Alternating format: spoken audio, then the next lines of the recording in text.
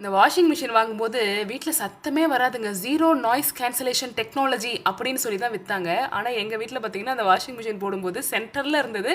செவரில் இடிச்சு இடிச்சு இடிச்சு சத்தமாக கூப்பிடும், முடிஞ்சு போச்சு ட்ரையர் சீக்கிரம் வாங்க அப்படின்னு.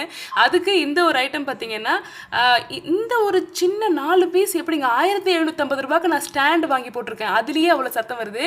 இது எப்படி ஒர்க் ஆகுதுன்னு நம்ம இப்போ லைவாகவே செக் பண்ணி பார்த்துருவோம். அதில் சாதாரண டெஸ்டிங் கிடையாது, இன்டென்ஸ் லெவல் டெஸ்டிங் பண்ண போகிறோம். கோலமாவை வச்சு நான் பார்த்தீங்கன்னா அந்த ஸ்டாண்டு போட்ட இடத்துல கரெக்டாக லைன் போட்டிருக்கேன். ஸோ வாஷிங் மிஷின் முடிகிற சமயத்தில் டைம் பார்த்துக்கோங்க, 27 நிமிஷத்தில் வச்சுருக்கேன்னா ஒரு எக்ஸ்ட்ராவாக ஒரு தண்ணியும் வச்சுருக்கேன். ஏன்னா இது விற்கும்போது சொன்னாங்க தண்ணி வச்சா கூட ஆடாதுங்க அப்படின்னு. ஸோ இப்போ வந்து டெஸ்ட் பண்ணி பார்த்துருவோம். Let's begin the test. Washing machine on ஆகிடுச்சு. ஆனால் சத்தியமாக சொல்கிறேன், 7 நிமிஷம் அந்த ஃபைனல் ட்ரையர் பீரியட் எவ்வளோ வேகமாக சுற்றுது பாருங்கள்.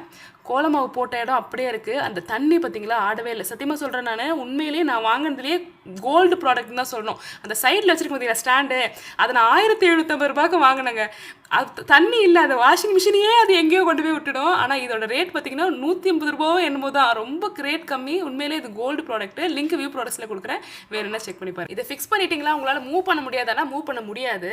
ஆனால் உங்களுக்கு அடியில் பெருக்கிறதுக்கு அழகாக தொடப்பம்ல போகும். இன்னொரு விஷயம், இதை வச்சு உங்களுக்கு மூவ் ஆகுது அப்படின்னா நீங்கள் சரியாக அதை ஸ்க்ரூ பண்ணலன்னு அர்த்தம். 4 கார்னரையும் ப்ராப்பராக நீங்கள் ஸ்க்ரூ பண்ணிக்கிங்க.